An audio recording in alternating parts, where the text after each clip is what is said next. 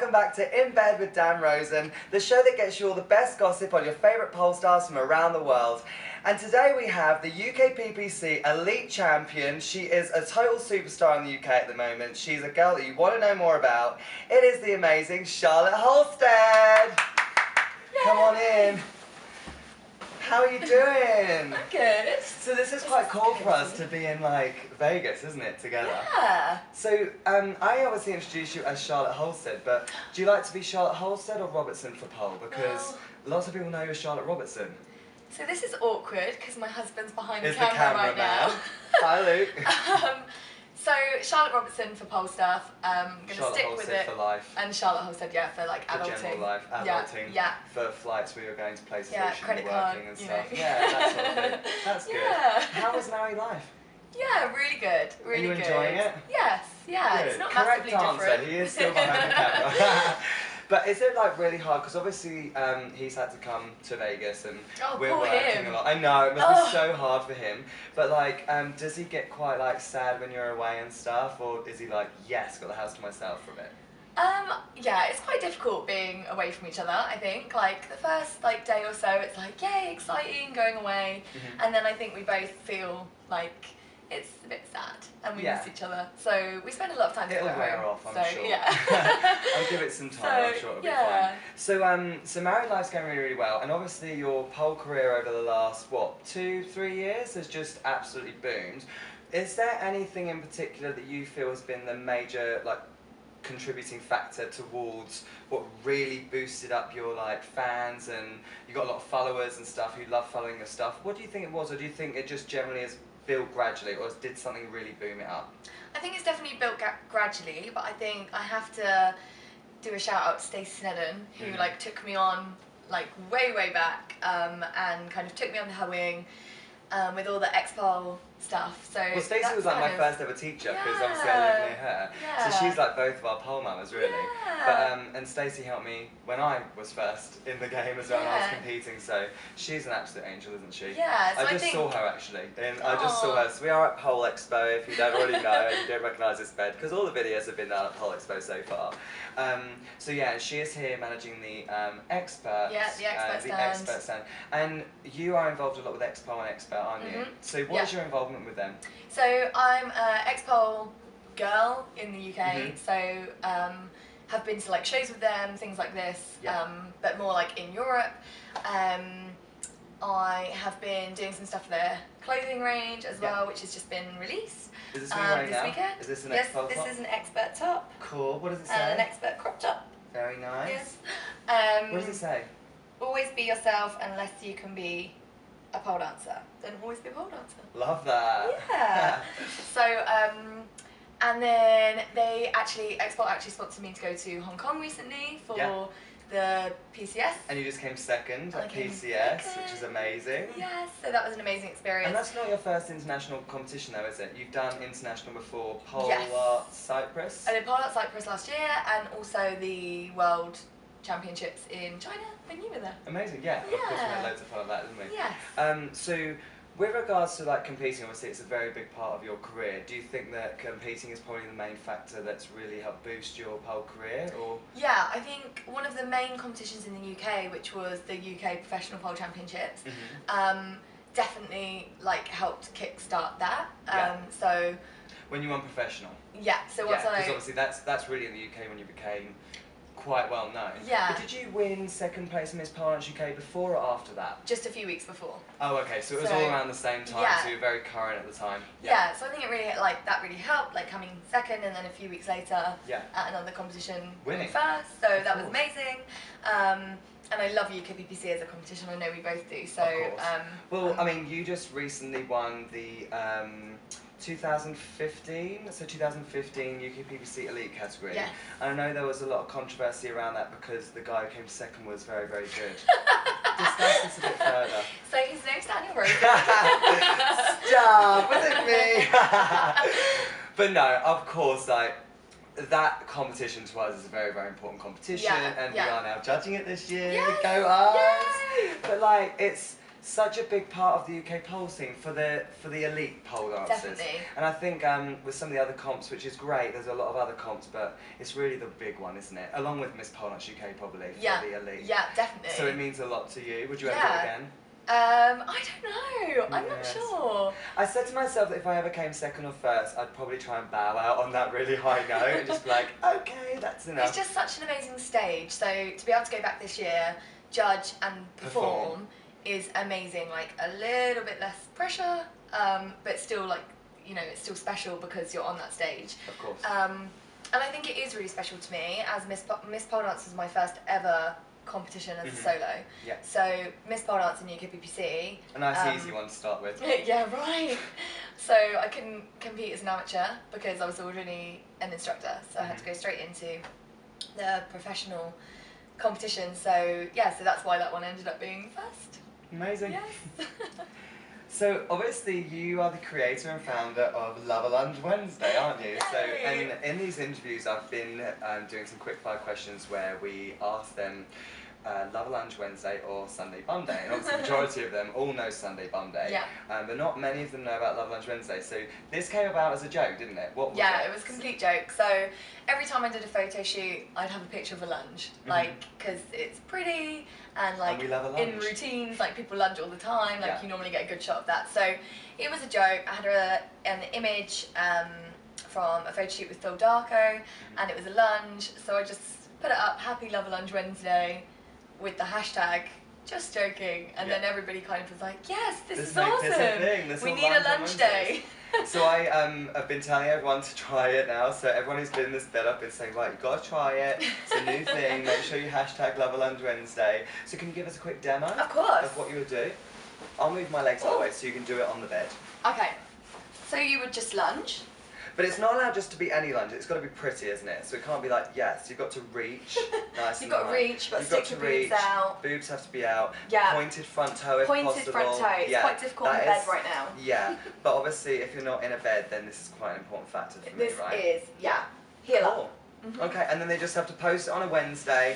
Hashtag Love a Lunge Wednesday. Hashtag Love a Lunge Wednesday. Yeah. And then that's it. Yeah. Simple. Simple. So not only are you going to get to do a nice lunge and get a good pitch from it, you're actually going to gain a little bit of extra flexibility. Exactly. Which is obviously another little subject I want to talk to you about. Your flexibility over the last maybe 2-3 years as well has rapidly increased. And is it now like an addiction for you? Like, because you're quite addicted to stretching and stuff, aren't you? Yeah. I absolutely love it, and I love to see the progress, and I love to work with my students as well. Like, that's something I'm really passionate about, seeing how different people's bodies respond to different styles of stretching and different techniques. It kind of like with the pole stuff, it kind of overtook that as well, so that became like a big part of my training. Yeah. Was it for a specific move? Was it Marchenko? I think, yeah. You wanted it for Marchenko? It was in my mind that I wanted to do that, but I think then seeing how much it improved like so many other areas, like you were just like, this is benefiting me all over. Yeah, definitely. So that's kind of where it all came from, and then being able to share my knowledge. So like having a background as a gymnast, everyone thinks I was really flexible.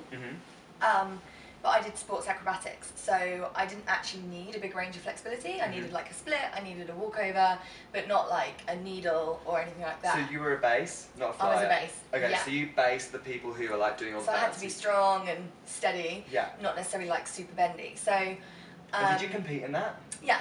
And did you like win stuff or? Yeah, we won like the nationals a couple of times, and then went to like bigger comps, but by then we were getting a little bit older, so it didn't work so well. So the kids were coming around and starting to kick your asses, basically. Yeah, basically. That sucks.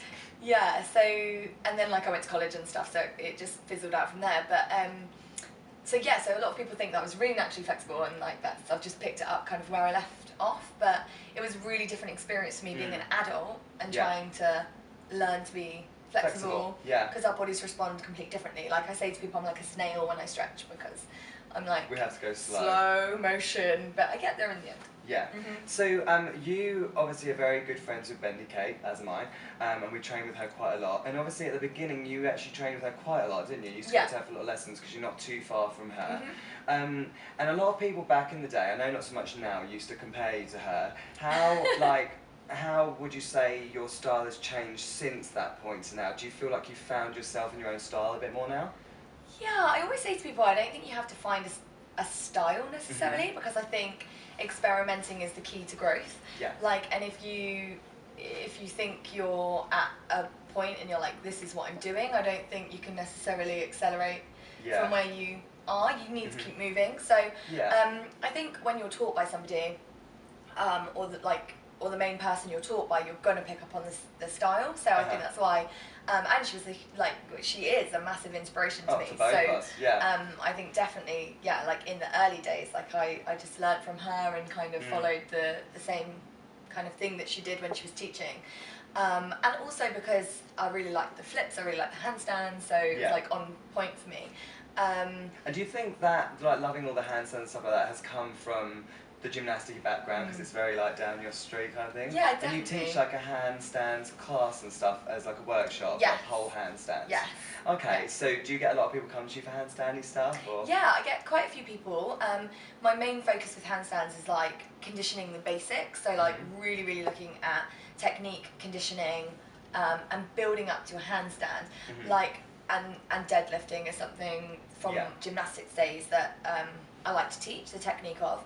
But after that point, I think there's like so many amazing people doing handstands. So there's, you know, like I kind of teach the fundamentals of what you need for a handstand. So it's like for people who haven't done handstands or like don't really have that conditioning or body awareness. So it's kind of what I focus on when I teach that. Sure. And you're going to tell us a little bit about it later, about some of the things, the projects you're doing with Pole Freaks, is it? Yes. And they have like, you're doing a handstand tutorial for beginners with them? Yes. So people will be able to check that out. So I want you to tell us a little bit more about that later anyway. So I have some quick fire questions for you. So I'm going to go through them and I want you just to try and give me one answer or the other, and then I might just ask you some more questions about them if I want to know more. So, sorry, I forgot to put any underwear on. Cats or dogs? Dogs. Sweet or savoury? Savoury. I knew you'd say that. So you're like quite healthy, aren't you? You like to eat really healthy. Yeah, like Monday to Friday. Yeah, but on weekends, what is a cheat to you? Because a cheat to me is like a big, massive like Domino's pizza with like a whole tub of ice cream to myself. So what is yours? I think it like really depends. A sweet, like half a sweet? No, like not half a Malteser. sweet. Like I love popcorn. That's like. That doesn't really count as a cheat. No, it is salted though. Salted popcorn. No, toffee popcorn maybe. Oh no, always salted. Yeah, like I eat what I feel like I want. Okay. So I'm not super anal about it. Night owl or early bird? Early bird. Dry hands or mighty grip? Dry hands. Dry hands. Brass or chrome? Chrome. London or Vegas? London or Vegas? London. London. One pillow or two pillows? One. One? Yeah. Big spoon or little spoon? I don't even know what that means. Are you being serious? Neither did Maddie Sparkle. Damn it. I don't even know. So in bed, like, if you two are like cuddling up, who is the big spoon? Who's the little spoon? So who's the like cuddler? Oh yeah, Luke's the cuddler. So you're the little spoon. I'm the cuddly. I receive the cuddle, he gives the cuddle. You are the receiver of the cuddles. Definitely. So you are the little spoon. Okay, yes. So for anyone at home who doesn't know what big spoon or little spoon is, we're gonna demo to you now. Are you ready? Let's do this. Ready? I'm now the big spoon. This is how you spoon people. Nice. This I'm is enjoying nice. this. Luke, are you okay with this? By the way, that's something's poking you in the back. I can assure you that's not what you think it is. So yeah, there you go, guys. That was quite uncomfortable. But Channing Tatum or Brad Pitt? Channing Tatum. Beyonce or Lady Gaga? Beyonce. Love a Lunch Wednesday or Sunday Bum Day? Love a Lunch Wednesday. Woo! And Sunday Bum Day. Both. I They're enjoy both both. amazing. Different days. Wine or champagne? Champagne. Front splits or middle splits? Front splits. And you obviously have middle splits as well. Which one do you find easier? Front splits. Front splits. I find middle splits super hard. Are you just painful on the hip? Yeah, it's definitely one that's, it's much harder for me to get to, even when I was younger. Okay. Rainbow Marchenko or Spatchcock? Or Rainbow Marchenko. And Facebook or Instagram? Instagram. Go Instagram! Love a bit of Instagram. You're getting hot in the bed? My feet are a bit Your sweaty feet are right now. Yeah, it's quite hot. Really nice. The beds in Vegas are so nice and soft, Need don't you some think? airing. It's just... Well, I just farted as well, so that might waft out. I'm sorry about that. I just want to, so before we go on to the next feature, I just want to talk to you about, because obviously you compete a lot, I compete a lot, and a lot of people, especially in the UK, I don't know about around the world, but they feel very pressured to do comps. What would you say to people who feel that to be a really good pole dancer, they have to do competitions? I think, like, competing isn't for everyone. I think that's the most important thing to start, is that some people respond really well to competitions. It makes them train harder, it makes them learn new stuff. A little bit of pressure can be really helpful if you want to progress, and they love being on stage. Some people don't love being on stage, and that's okay. Or they love being on stage but performing, just not under the pressure of a competition. And I always tell, like, my students and myself when I'm training, and if I'm training for a competition, I always have to go back to why I'm doing it. So, and you know, generally that reason will be because I love it. So like, I love being on stage. I love, like, the pressure of having to train a bit harder. Keeps us in good shape.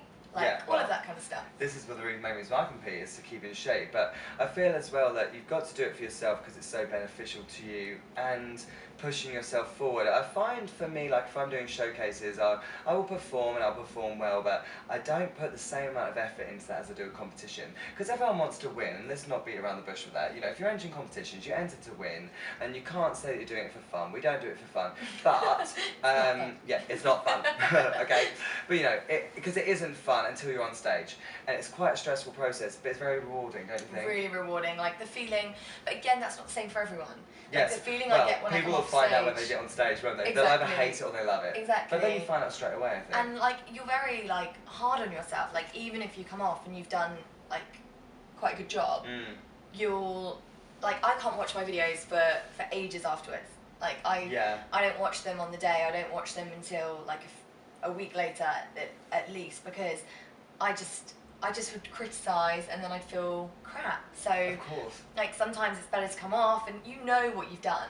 Like, in your mind, you know if you've done it good or not. Good or not. And I've never met a pole dancer who's come off and been like, I just totally nailed that. Like, we're all I so don't critical. think I've ever done that. I've always thought of one little thing that I think, oh, that could have gone better. But I think that's what makes it so good, right? Yeah, yeah, definitely. So we have a little section of the show called the Plug of No Shame. Okay. So I'm going to pass you the Plug of No Shame. And basically you're going to put the plug into the hole. We've got a bit of tangle going on. So you're going to put the plug, an English plug as well. Loads of the Americans have been like, what is this? What is this? So you're going to put the plug into the Plug of No Shame. Once it's in, I want you to give us a brief lowdown of what you're doing, where you're teaching, if you're touring anywhere, where we can find you on Facebook, Instagram, all that stuff. Ready? Okay. Does it matter which holes? You can choose any hole you like. Any hole's a goal, I always say. Okay. Oh, I'm so in. good. Okay, tell us. What's your Facebook and Instagram? Facebook is Charlotte Robertson. Instagram is Charlotte Pole Fit. I've got a website too, which is charlottepolefit.co.uk. And you've got some free tutorials on there or something at the minute? Yeah, so they're on my YouTube, that's Charlotte Pole Fit as well, but you can find them on my website as well, like the links.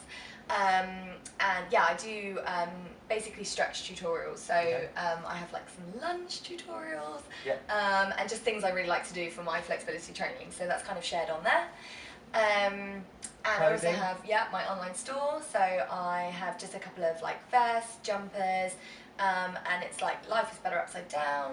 And are you, do you ship those internationally or? Yep, they're shipped internationally, cool. So they're available for everybody. So if you haven't got any of her stuff yet, you need to go and have a look. It's on her website, and you've got like a little subscription thing on there where you can subscribe to like email alerts and stuff on your website as well, so you can keep in touch with what you're doing. And are you touring anywhere? I am doing like a really mini tour in Europe in December. So I'm going to quite a few studios in Germany, Switzerland, but it's a little one, it's like 10 days. Cool. So, well, if you're in Germany or Switzerland, you have to go to Charlotte's workshops. And if you're not already following her on Instagram and Facebook, do go on there because she's got loads of cool stuff on there as well. Lots of tutorials, so please go and check out her stuff. But yeah, so thank you for coming onto the show. I've got a little gift for you.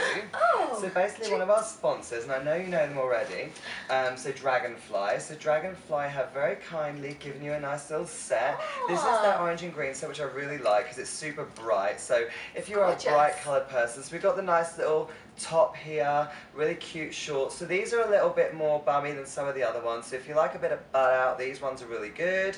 But they're really nice stretchy material. And what I like about them is the material's really soft, isn't it? And you wear their leggings as well, don't you? Yeah, yeah. I wear their stuff all the time. Yeah, so we do love a bit of Dragonfly, and I've got their men's shorts as well. So if you would also like the same set as Charlotte, you can actually go onto their website, which is dragonflybrand.com, and you can receive 10% discount when you use the code INBED. That's offer code INBED, and you can get 10% off your first order. So what the hell are you waiting for? You need to go and get yourself the same set as Charlotte, of course.